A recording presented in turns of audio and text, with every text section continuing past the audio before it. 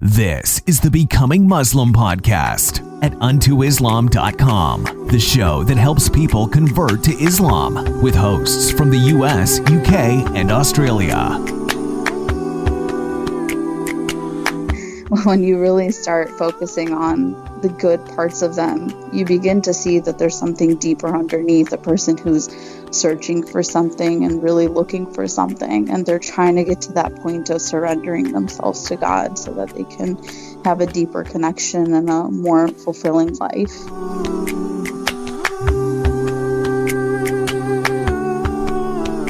And I think it also comes down to viewing yourself with mercy too, right? So Right. A lot of people will say oh, alcohol is forbidden, or you should be praying 5 times a day. But I think when you put it down as it's a must, it's this mandatory duty, it can be kind of frustrating because you're why? But when you actually really understand the context of those things and how much it's about self-care. Yeah, and that's why it does. I can see why it becomes so problematic for people when they go to a masjid and they're just they just feel like rules are being thrown at them, about how they have to make all these lifestyle changes, but there's no context of why those things are so important.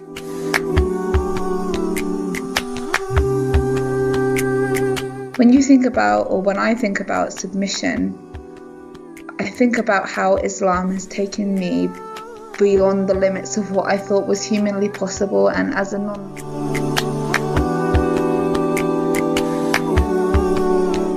And most importantly, it's actually also one of the religions where you don't really have a middleman. You can have that direct relationship with Allah. But then over that, it consistently talks about how Allah is your friend. God is your friend. And He's the only one who can fulfill you and take away that loneliness and pain and suffering.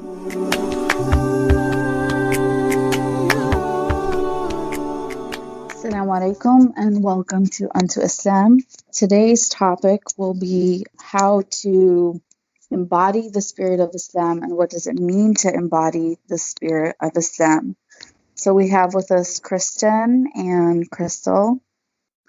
Assalamu alaikum.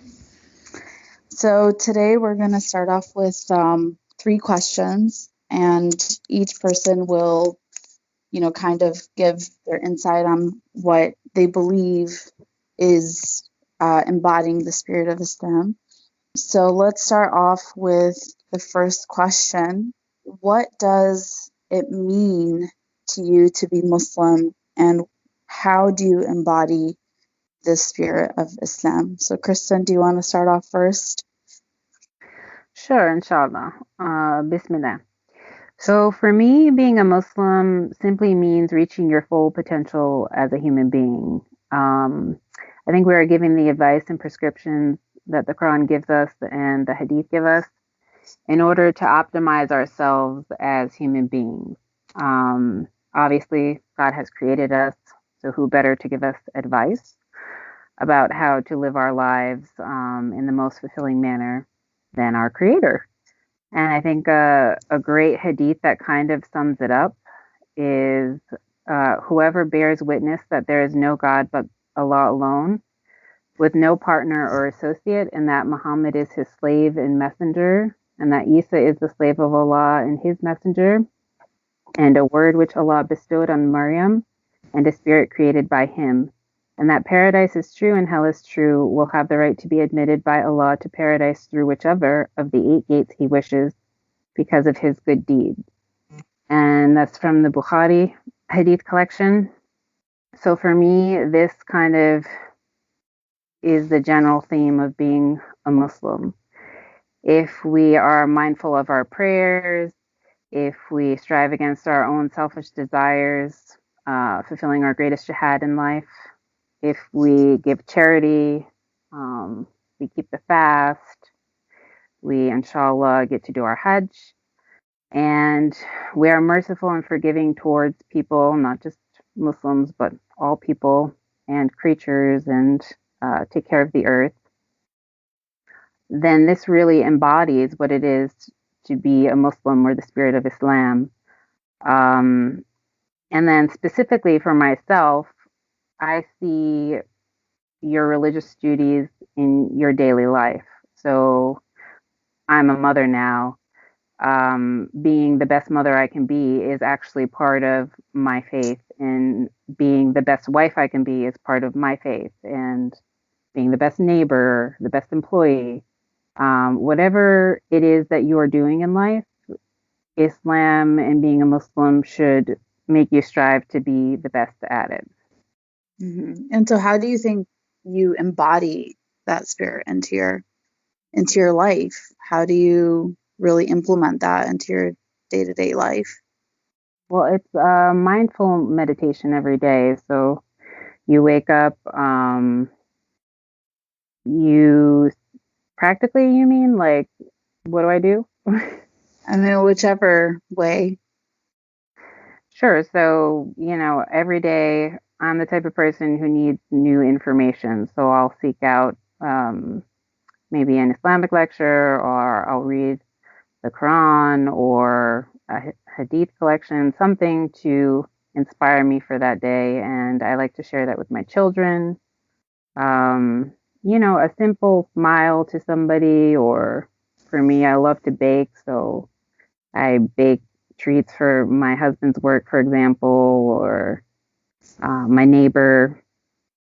I think it's in the small acts that we are Muslims. Our character really shows through, because that's who you are as a person. So I always try to be generous with not only material wealth, but my time. So a lot of my time also goes into raising my children and nurturing them. And I think that's something that's really important to stress, because in American culture, especially, and maybe even you can generalize in Western culture, women are kind of in this crossroads. So they're being told that they should be, everything basically. And for most women, it's just not possible. It's not something that you're designed as a human being to do, to be firing on all pistons in all areas of your life at the same time. I'm not saying you can't have a healthy career-life balance, but I'm saying that I think our standards are kind of crazy. And we have this really toxic culture, this mom culture of like, when are my kids going to go to school? Or I need wine to deal with my kids or my life. Or like we have all these things that are actually sad, not very comical to me, about being a mother. And so I think Islam kind of comes in and helps you embrace your role as a mother, and shows you how important it is to take it seriously, like a career almost. And your children are your end product. So for me, a big part of being a good Muslim or embodying Islam is simply being here for my children as a mother. What about you, Crystal? For me, through and beyond the 5 pillars of Islam, what it means for me personally, I've always observed that people we're such curious creatures, and I really believe that Islam is kind of like an escape route for all of that curiosity, because it has so many answers, and its guidance is just endless. And I think we're born, whichever way you want to look at it, from whichever walk of life you are born in a pure state, so to speak. And as we go through life, we get, air quotes, contaminated by our experiences and thoughts and behaviors and things we accumulate. And I really think Islam just gives you that opportunity through practical means, like, for example, even wearing hijab or whatever, or praying 5 times a day. It gives you the opportunity to look at that reflectively and take a step away. So detach yourself a little bit if you want to. And the reason I think that's important is because it's such a powerful tool to learning who we are and tapping into our purpose. I really think that like what Christen said about fulfilling our full potential, it's so important to develop these amazing qualities like sincerity and direction. So how do you feel like you embody that throughout, like throughout your day or throughout your life? I think the most common one that I may be faced with, because everybody is different with what they'll bring to the table. I think Islam is a reflection of, or maybe partly in part a reflection of what you experienced either before Islam or, growing up. So I will look at it completely different to my neighbor and so on and so forth. But I think there's a reason why the do's and don'ts in Islam seem so extensive, because we're faced with these decisions almost constantly. And I think I embody Islamic spirit by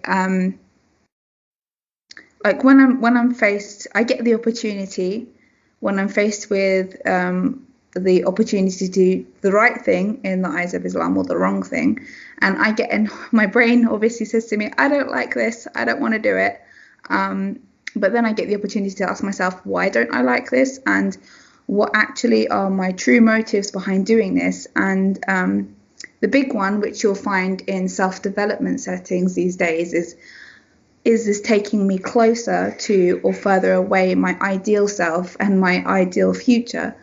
And that's kind of priceless, really. It's priceless that it's coming from a religious source, like for many reasons, but most of the time we're just chugging along, not getting to get introspective like that. Like being constantly introspective, I think, really helps you to embody the spirit of Islam, because you're constantly gearing yourself towards trying to be a better person and trying to benefit your family and those around you, the world around you, in the best way. And you get to really love yourself in a whole new light, because you're realizing objectively what's good and what's bad for you.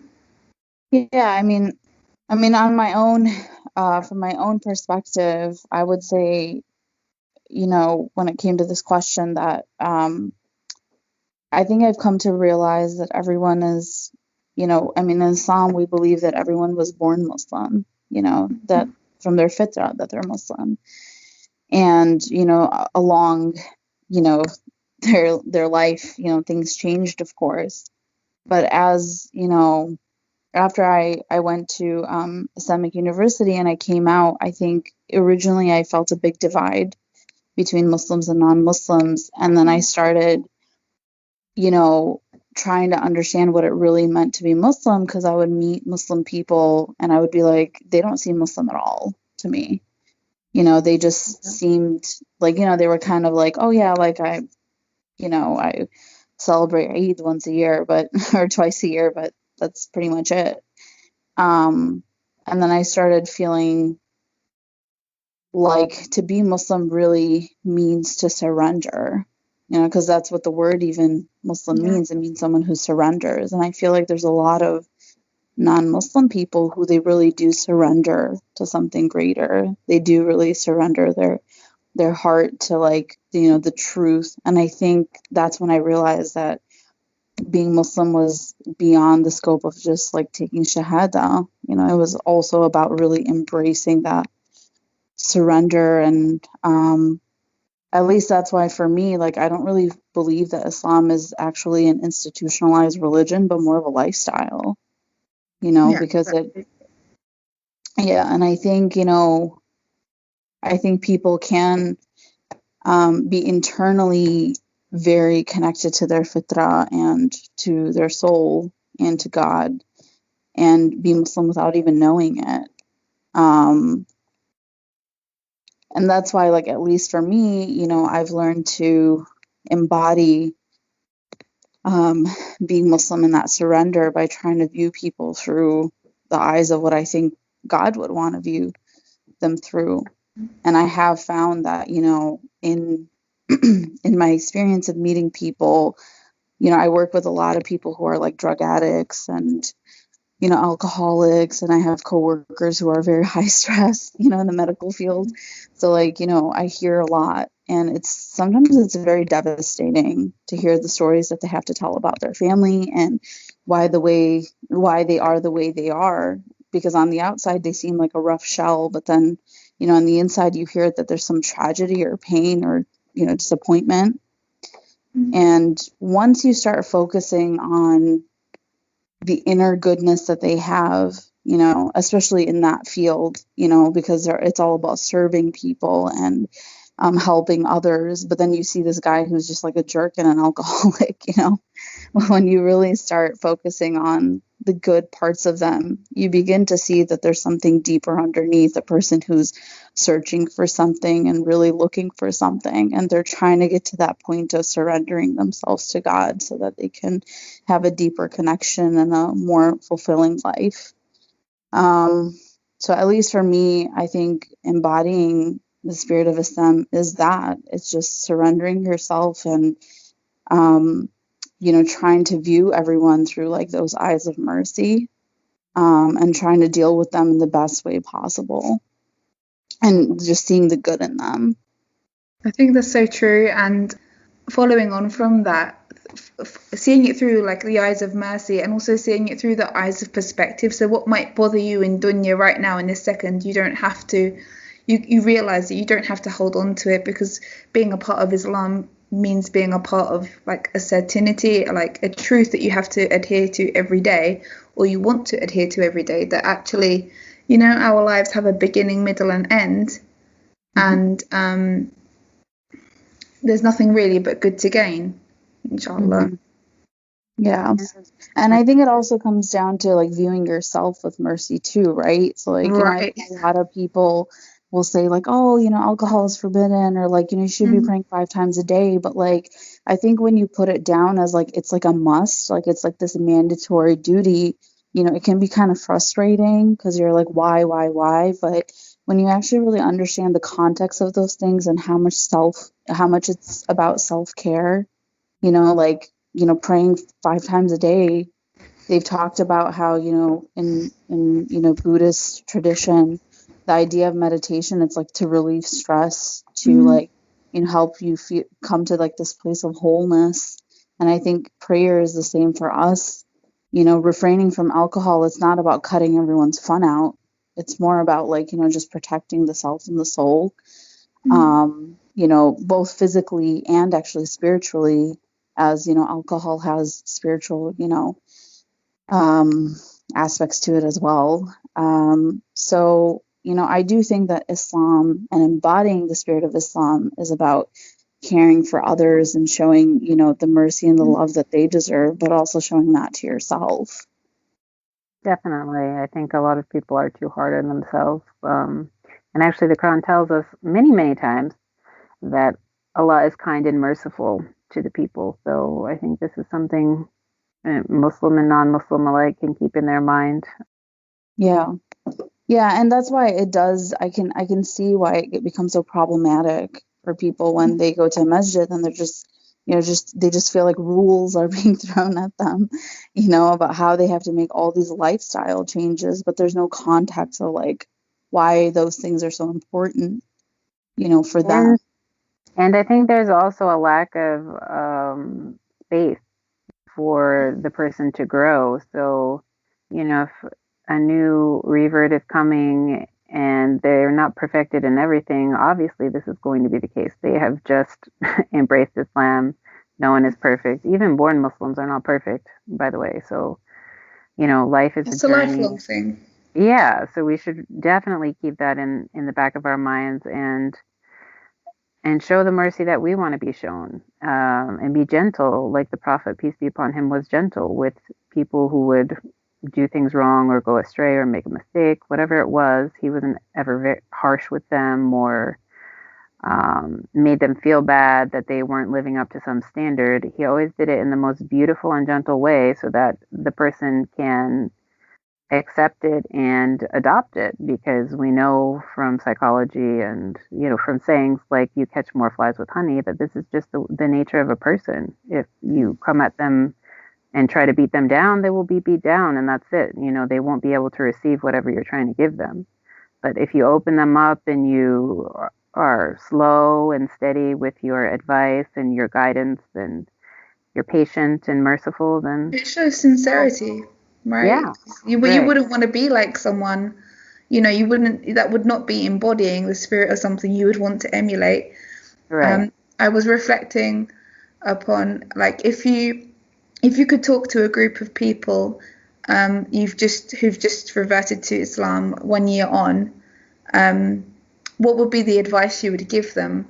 And I think, like, in terms of Islam or not, one of the biggest piece of advice I would say is to bear in mind that people can only meet you as deeply as they've met themselves. So if they're pushing you and if they're not coming from a place of sincerity, then that's really like their cross to bear, so to speak. And I feel personally, if you push someone to either dress a certain way or to do a certain thing or to like cut out that alcohol right now, you're only going to make a hypocrite. And what is more, I think, underneath the surface, what's so much more precious is those values of sincerity and striving. And the whole point is the process, right? The whole point is, like, we're never going to get to the end. The whole point is the struggle of being faced with, like, making a really informed decision instead of just being told that's it. Otherwise, like you say, there's no substance to it.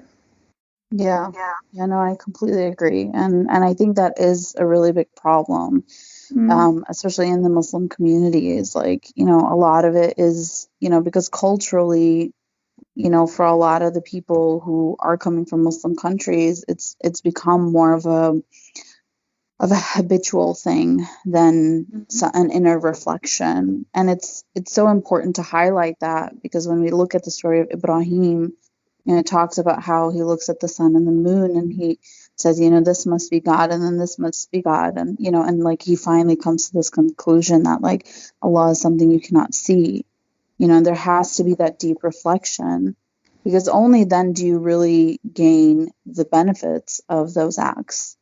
It doesn't mean that you shouldn't, that doesn't mean that, go ahead and just go drink alcohol until it makes sense to you. But I think that there should also be like an understanding, because there's more of a will, right? If you understand the context behind it. Of course, right. If it makes sense to you, it'll be easier for you to follow through with it if you see all the health and psychological benefits, for sure. But I wanted to interject here that, there are 8 doors to Jannah, and not one of them is Door al-Hajab or Door al-didn't eat pork or alcohol, or you're not entering because of these things. Of course it matters. I'm not saying it does not matter. What I am saying is that the 8 doors, they mention mindful prayer. One of them is the person who was mindful to their prayers. One of them is the one who took on a jihad. So that can even mean your personal struggle with something like smoking or alcohol, or I don't know, whatever bad habit you have that, you shouldn't be doing. Then the other door is sadaqah, or charity. And there's one for those who kept the fast. And there's another for those who could do hajj. And there's another for those who could control their anger and were forgiving towards people. And there's another for the ones who trusted in Allah and were strong in their faith. And then finally, there's the one who always kept Allah on their tongue and remembered them. So it's not these little things like, oh, here's the door for the people who never wore nail polish or never listened to music, or, all this stuff that we keep on just mind-numbingly talking about and trying to regulate with people. No, Allah is merciful. And these are general themes and concepts. And under that umbrella, there is so much room for diversity and growth and to let people be people, because Allah knows people are diverse. We're told this in the Quran, and we're told that our differences actually make us stronger and to learn from each other. So I think it's really important to understand that it's not black and white all the time. Mm-hmm. No, I completely agree. I think life is generally more gray than people think it is, right? Because Yeah. they assume like if someone does something, they're bad. But I don't really believe there's such a thing as a bad person. There's only bad actions. And Mm-hmm. often most people who do have bad actions, there's something underneath, right?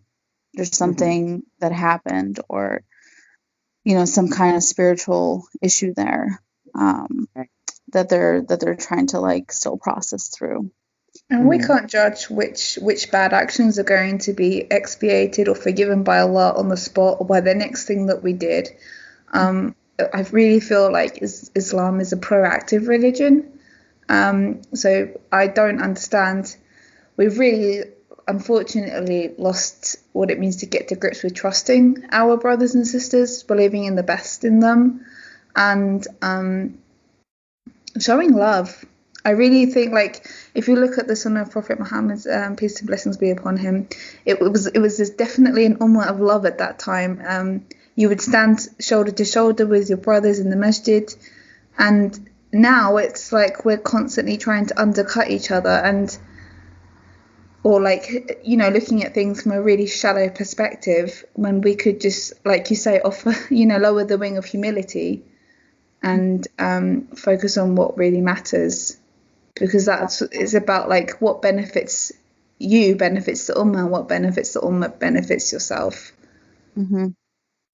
Yeah, because it's ego driven, right? Because Right. it's all about like, I want to seem like I'm the best, but in reality, like you see all the time people who are focused on the big sins like murdering or alcohol or whatever, but then it's like lying and backbiting are also Backbiting is big massive, sins, yeah. Mm-hmm. So we need to focus on ourselves and show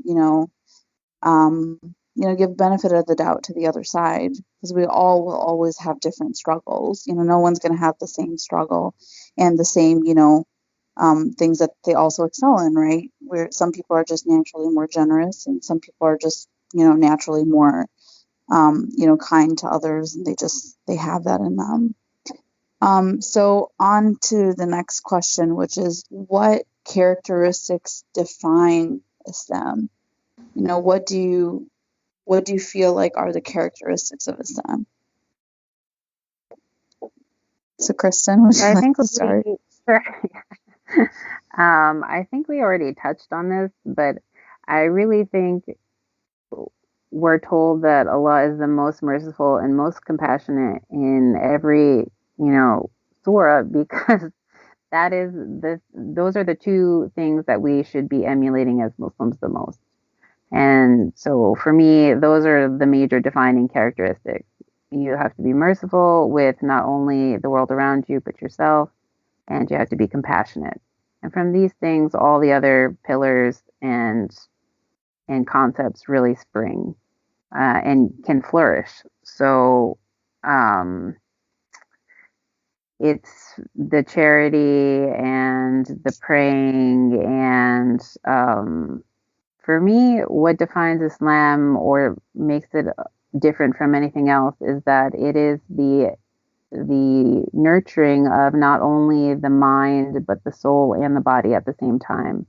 So the whole entire human being is taken into consideration with the things that we do in Islam and why we do what we do as Muslims. But for me, it really just boils down to those two simple concepts of mercy and compassion. And from there, everything else flows. Mm-hmm. How about you, Crystal?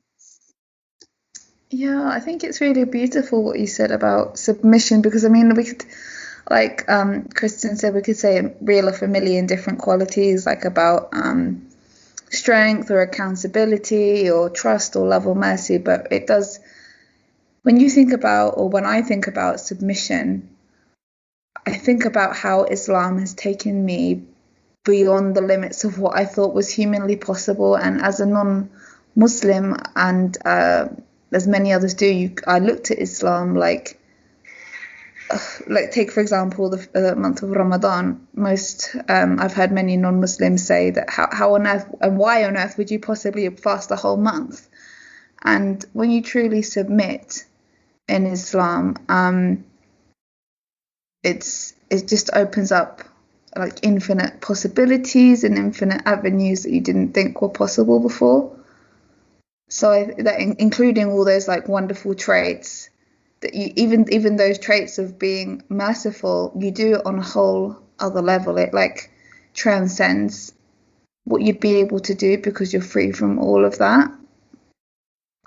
It's hard to wrap up, I think. It's so comprehensive. I find it difficult to put into a sentence. What do you think, Nawal? I feel like there's a lot of different characteristics that Islam is, like represented by. There's like a very famous writer who said that each religion has its theme, and the main theme of Islam is haya, or like modesty. Which, I definitely do agree with that being a big one, like humbleness and modesty. But I also do feel like Islam has other aspects as well. Like I find it to be a very interesting religion because it embodies, rationality and spirituality. And we've talked about this in a previous episode about science and spirituality going hand in hand in Islam.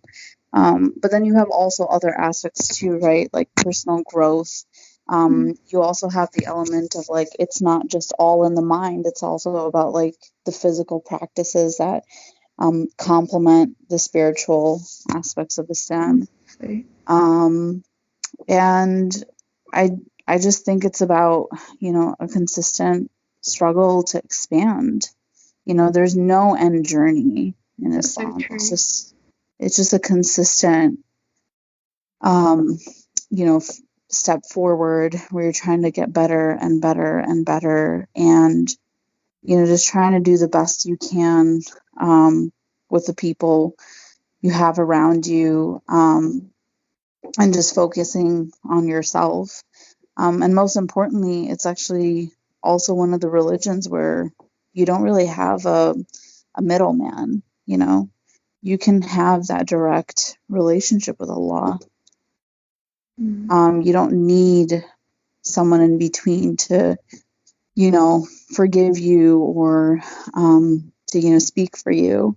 You can kind of have that direct relationship and move in your way, and, and diversity. It's also one of the religions that really accepts diverse opinions and, diverse roles. So Islamically, in Islamic history, we've always had women who were unmarried and had careers and were just like amazing, role models in sciences or whatever. And we also had women who were just housewives, and we had men who were, who did multiple things as well. And just there wasn't really a specific structure of like, you have to be this type of person to fit into the society.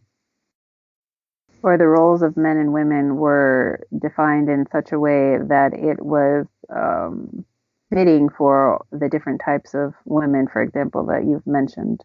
Some seem more driven to be career women and don't want to get married or have children, and that's perfectly okay. I mean, and then again, the men and being more in touch with their feelings and emotions, and as the Prophet was, peace be upon him, engaged in the household work and things like that. So, yeah. Yeah. So I think there's just a lot of different characteristics that Islam embodies. I mean, equality could be another one. I mean, when you just read hadith that talks about, people who were disabled, who were just, they were really included and made to feel like they had a role in the society, or, people who were poor, or, there's just so many things that are talked about. And it's just interesting to me that, everyone has a role in our society. No one's, kind of omitted and told like, hey, you can't be a part of this.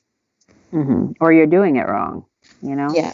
So, Yeah. I think another great characteristic is justice. I mean, it goes hand in hand with equality and all of those things that are mentioned in the Quran. So even when it's against ourselves, we need to be truthful and honest and stake ourselves out for justice when we see wrongdoing in the world or with the people around us. You know, one of the like really prominent themes for me, especially after I converted for the first couple of years, was like this whole thing of detachment, I guess, but not in an overt way. I just felt like it's really mind blowing how all these different type of elements that we've been talking about as a non-Muslim, it's like constant burnout, getting it from here and getting it from there, and sort of like lending your trust and lending I don't know, your inner resources to people and things that can't offer you more than that specific element of help. Like, for example, self-help, or someone else will help you in your education, someone else will help you in this kind of development, in that kind of development. And I think really what struck me was that's what a religion is. That's really what a religion should be. Like, all of that put together. And when you get it from someone else, or like multiple different sources, not only do you feel lost, but they can't offer that divine love.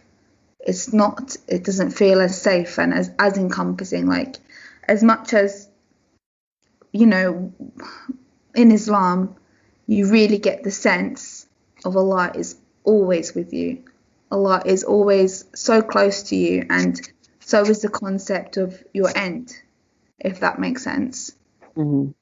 So you feel nourished by it because everything's in one source. Harmonized, you mean? Yeah. So you have one authority to go to for all of your problems, and they all of the answers make sense. And that's what makes it so easy to submit. Right, because you've seen how it worked out in this one instance. So I think Islam really builds off of itself like that. Mm-hmm. If you read something in the Quran, like one of the scientific miracles, for example, sure, we can take this because we have the evidence that, okay, at this stage in embryonic development, for example, yes, the fetus looks like this, and that's what the Quran said 1400 years ago. So obviously this is some kind of divine knowledge. And then from there, well, this verse was true, then I can take all the other things at face value as well. Maybe I haven't seen it with my own eyes, or we don't have the evidence to support it, but there has to be a good reason that it's being told to me, or that it's being given to us. We just have to seek it out. Yeah, it's interesting because when it comes to the Quran, especially I think if you grew up with, you know, a practicing Muslim family, and you read the Quran, you don't really understand why these things are being said or why they're important, or like, what is this all about? Like, it's not that great, you know? But when you actually like view it from a different perspective, you begin to understand how every single ayah has so much meaning to it.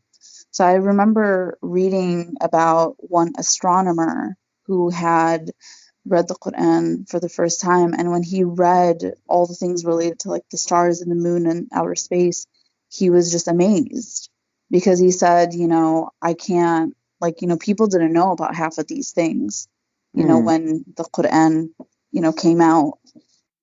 How is it possible that, you know, this was written in this book? And he was talking about how a lot of even the newer studies on astronomy were showing proofs of like what Allah talks about in the Quran. So it's really interesting. And, you know, for other people, it can be other things, you know. Right. It can be just like the talk of, you know, how Allah like loves people and he cares for them. For other people, they maybe need more practical guideline of what to do on their day-to-day basis, and the Quran offers that. Some people need metaphors and poetry, and Quran also offers that. It offers so many poetic verses. So everyone has their way of being talked to that speaks to their heart, and I think the Quran does offer all of those elements. It's just so universal.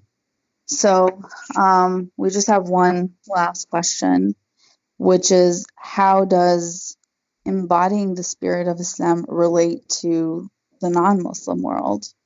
How does it relate to how you deal with people who, or not even just deal with people, but deal with or interact with the non-Muslim world, whether it be in your day-to-day life or otherwise?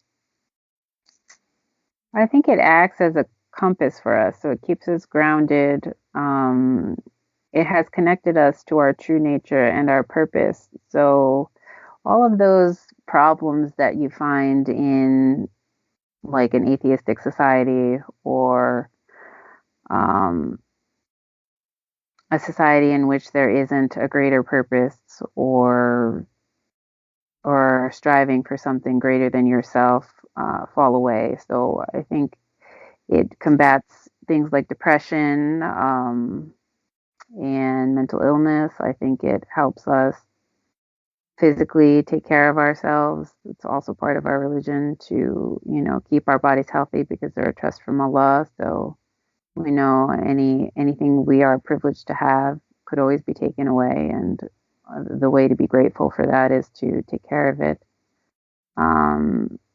And it teaches us again, and I want to stress that point, to be merciful with the world around us and the people around us who aren't necessarily non-Muslim, because honestly, the best dawah is just being a decent human being to other people and creatures and your environment.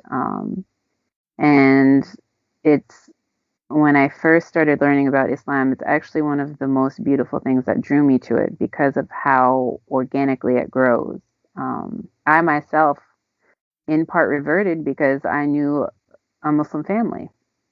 And so I think you have a really profound effect on the world outside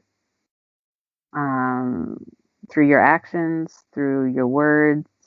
It could be something as simple as a smile or a hello, but it makes people curious.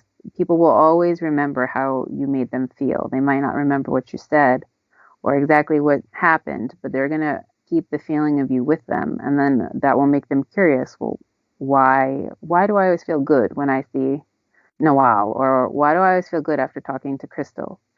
And then they think about your character and they think about your lifestyle, and it makes them drawn to at least want to learn about Islam. So that's how I believe, embodying true Islam and being a good Muslim kind of directs your course in the world around you. Mm-hmm. How about you, Crystal? Yeah, I think for me it's like a responsibility almost to serve the world around you, because Islam has given us guidance and we've taken it. So we've kind of spiritually taken a step to the side from the world. So in that respect, other people may still be really struggling, and we're in a position of help. So we should help. Allah has given us our purpose, so we should go and get it. And also with the knowledge that our time in this world is very limited, to help as many people as we possibly can while taking care of themselves. And I think it's also a responsibility in and of that as well to set a good example. Not necessarily definitely not for purposes of pride, but I mean just to set a good example of what humanity is and kindness is, and spreading positivity. Mm-hmm. Yeah, I definitely agree about the spreading positivity. I mean, on a personal level, like I've gone through a lot of tragedy in my life, and I've seen a lot of heartbreak, unfortunately. And I think Islam really made me view all those experiences as something that were beneficial for me. And to take it in a very positive way instead. And I, if anyone meets me in person, like, I love to laugh and joke. I mean, that's just, and it would never seem like I had ever been through anything because I'm consistently like that, but through my own work as well, I've just, had so many interactions with people who have also went through something similar, and they just use substances to, get through it. And I think I've just become such a positive person ever since I accepted Islam. It's, my interaction often with them is that, they'll open up to me and tell me something that they went through or whatever. And then I'll often, just when I tell them what I've been through and how I got through it, they're kind of surprised where that's coming from. Like how I didn't like revert to, drinking my problems away or whatever. Yeah, and I think it kind of gives hope, right, to the fact that, like, you can be a complete person and you can have a good life. And just generally, I think, religiosity in the past couple of years has also just gotten such a bad reputation, whether it be Christianity or Islam, and just showing them, that a religious person doesn't necessarily mean someone who's rigid. So that's like another thing, because like people will see me, accepting. They'll like see me and they'll be like, oh, she's definitely not, she's not going to be okay with us doing this or that. And I think just, I can't talk to her about that. She won't understand. Yeah. And just, being able to say, like, you're welcome to do whatever you want. And, I'm always on the sidelines, if you ever want to spend time with me or whatever. I think it really shows them, like, oh, religion's, it's not the way I've seen it in my life or the way I perceived it. So it's kind of interesting. And just, I especially where I live now, I deal with also a lot of people who are like Boston, the city I live in, there's like a big, homosexual, transgender community here. And I think they also expect that I'm going to be very judgmental towards them.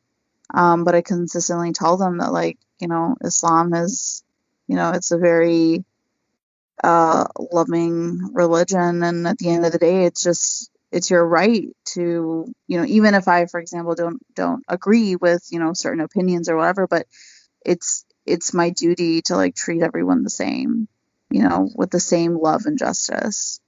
Right, because you don't like the sin, but you like the sinner, or, you support the person. It's not your role to judge. It's not any of our roles to judge, actually. So yeah, and I think often you find them that there's, like, there is a lot of societal, like, pressures or difficulties that they went through that kind of got them to that place. There's just so much of a background story, and eventually you just realize that, at least in my opinion, I've just, like, found that people are so lonely. They're just so utterly lonely. Hurt. Everybody's hurting, and I think it's so important for that reason to be, because everybody wants that answer. Everybody wants to know, like, how can I stop hurting, or how can I solve my life? So it is important for that, like, to exhibit that behavior is like giving them an olive branch. Do you know what I mean? That's why I think it's so important. Yeah. Well, that goes back to your nature, or the fitra that Nawal was talking about, because if you're lonely or you're feeling at odds with yourself, the fact of the matter is you're fighting something that was in you since birth. So you can deny the existence of God all you want, it really doesn't hurt God. You're hurting yourself in the process.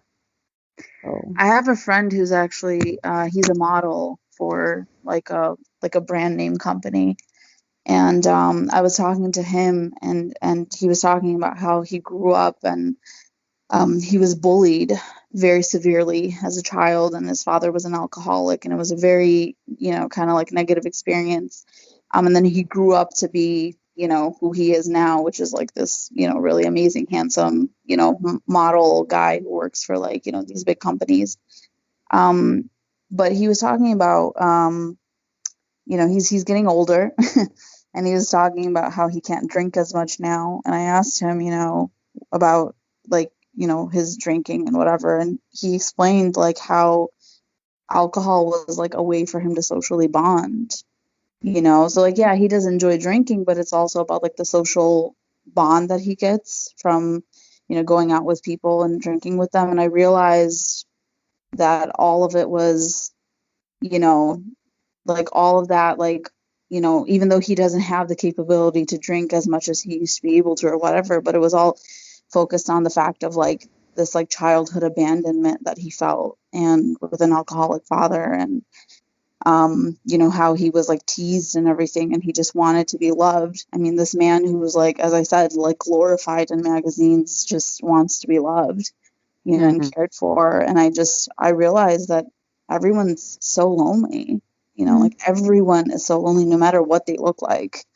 You would never assume that if you saw him, but he does, and I think that's the essence of everyone, right? Is like everyone, no matter if they're, I've known people who had great marriages and they felt that they're alone, they don't have anyone. Well, I think there's a difference between being alone and being lonely. And I think one is healthy and one is a feeling that you have to learn to cope with and figure out why you feel that way, because actually we are alone. This is, I mean, as many people as you know, and as many great relationships as you have, and the people you love, in the end, you are going to be alone on the day of judgment before Allah. This is what we believe in Islam. And so it's you and your deeds, and you against you, basically. You to be a Muslim is to strive to be better than yourself yesterday. And that could be something as little as, I don't know, not losing your temper when you want to, or, whatever it is that is your struggle or your struggles, because, we're all human, so we have them. I mean, loneliness, I agree, like being alone and loneliness are two different things, but I think, so I should clarify, I think I want to say, I think everyone does internally kind of feel lonely, no matter how many people they have around them. And I think Islam does really push for the sense of community, and then having also a governmental type of structure that offers that community feel too, where like, the poor are being care of, the ones who are vulnerable are being taken care of, you're never alone. But then over that, it consistently talks about how Allah is your friend, God is your friend, and he's the only one who can fulfill you and take away that loneliness and pain and suffering. And I think it's when you show that you believe that, and when you show to others that, like, listen, you might be non-Muslim, you might be, whatever, a drug addict or whatever else, a thief, but I'll always treat you with justice and love and care. I'll always, I'll be there for you if you need me, on a human level. I think, it kind of shows, what we really believe in. And I think it's just, for me, that's how Islam relates to the non-Muslim world, is like offering that feeling to everyone. That like, it doesn't matter what religion you are, we're always going to be together. I think as well, what I love about Islam is that it adds such a healthy dose of reality. As much as I really do believe that Allah is your friend, and you won't get that kind of fulfillment from anywhere or anything else. But also the reality comes in explaining that this is not our forever home, and we are not destined to be comfortable here. And that's when you start to realize that it's all playing into that truth, isn't it? About, everybody is lonely. It doesn't matter like if you have a perfect marriage or you have the best job or you have, you know, a lot of money in the bank. At the end of the day, no one was really any better off than anybody else, in the sense of that we're all just fighting our own battles, and there's a reason for that. And there's always something that you can do. There's always something you can do, so you don't have to feel stuck. Like, there is another option. You don't have to feel hopeless. You don't have to feel aimless, because you're not. And I think that's where the optimism plays in, right? Because I think it's a lot easier to feel like I can overcome anything and I can work through anything because Allah is always with me. And I have to think positively and view these, you know, these experiences as positively as possible. So even that aspect of like, forget like, you know, having a Muslim friend who's always going to be there for you. But I think if you can just grasp the basic concept of like, God is always there for you. He's always watching you. Sometimes the dunya's not here for you. Your friends will all leave you, and you could be in a position where you genuinely have nothing. So yeah, I think, you know, I think our relation to the Muslim world is like just bringing those qualities. You know, our Muslim society is also broken in many ways. I don't want it to seem like, you know, we're trying to be saviors or anything, but I think, you know, I think that there's always an adjustment or like, you know, help that's needed everywhere, you know, whether it be in our own society or the non-Muslim society. But I do feel that, you know, especially in recent, you know, years, I feel like a lot of the people of my generation just feel like religion has disappointed them. You know. I think that's on a basic level though, that's individual soul searching. You know what I mean? Like, you can lead a horse to water, but you can't make him drink. So it's still they have that desire and that want. We'll sit here with the answers and be ready. Yeah. No, of course, it's also an individual thing, but you know, I think there has been just so much disappointment in what people have experienced, you know, in the past or with their own families and stuff. And I think it's important to highlight that, you know, you can always come out of that and better your life and, you know, be happy, and be whole and connected and have healthy relationships and start again. You know, I think our religion is very based on optimism, and but I don't think it's to like what they say is toxic optimism. Do you know what I mean? Or like toxic positivity, because that's how one of the points I feel like it differs from other religions. You know, you don't have to just stuff it all down and put a happy face on, like you were mentioning so much about community and stuff. It's been like, as much as we have been disappointed, and we do have the scope to like turn it into something positive, but also like, you know, collectively now I think we've faced so much heartache that we can, like, it's a religion where we can study our own actions and think, how can we bring like a force of love back into our communities and to truly be there for each other. Yeah, I agree. I mean, as I said, I think there's problems in every society, you know, because people will always be trying to, you know, improve themselves, and, you know, things will always need to be fixed. This world was never meant to be like a utopia, you know.